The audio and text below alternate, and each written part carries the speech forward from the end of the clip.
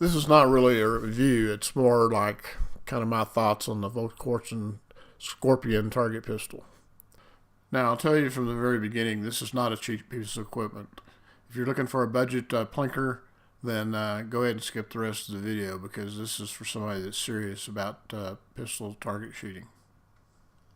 Now, when I was younger, I had to shoot whatever I had, which in that case was an old Ithaca single-shot lever-action 22.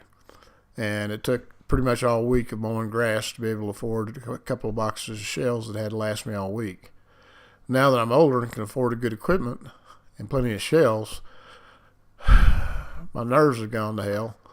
So in a lot of cases, I'm going to be shooting off the bench, but give you an idea of how accurate the pistol is and some idea of what it can do.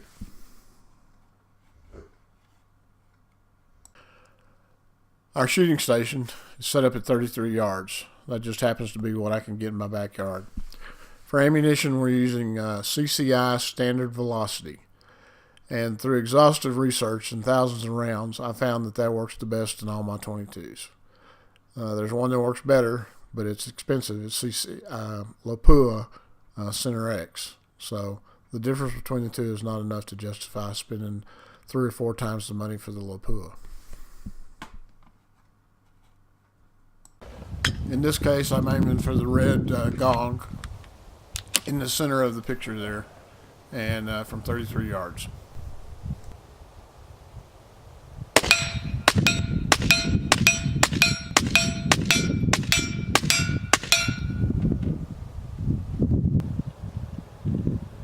Here, obviously, we're going for the dueling tree, and you can kind of tell what I'm aiming at as we go along here.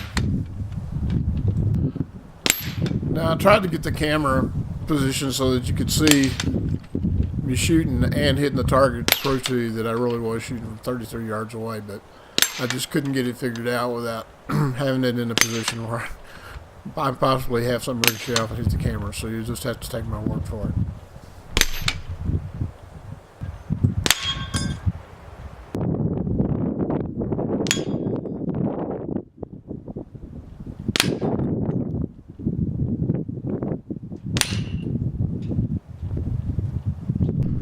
That chicken is a booger from that far away.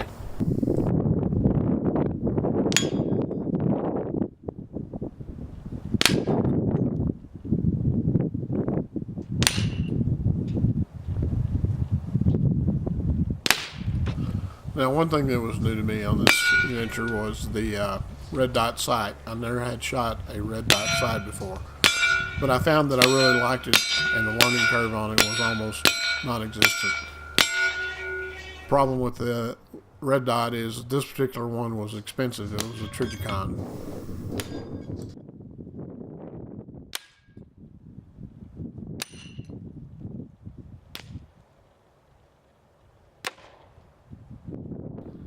Told you that chicken was a booger.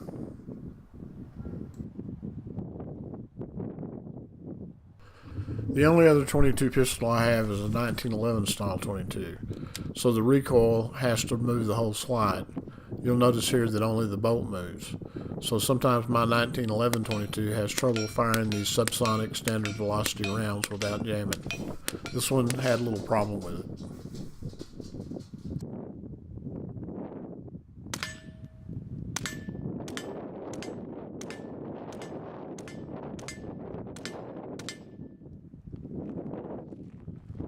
So there's really only 3 problems with this gun. Number 1, it's too expensive. But if you can get past that, you've got a premium piece of equipment that'll last you a lifetime. Number 2 is, it's so fun to shoot, you go through a lot of 22 ammunition. The last big drawback is the tolerances in this gun are so tight that it makes it difficult to take apart and clean. Although the video makes it look easy, if you decide to take this gun apart and clean it, you really need to be in your happy place with no distractions. The only strange thing that I noticed about the gun had to do with the suppressor. At one point, the gun lost its accuracy, and I couldn't figure out why. Soon, I looked at the suppressor and found that it had become loosened up a little bit, about a half a turn. Simply tightened it up and the accuracy returned.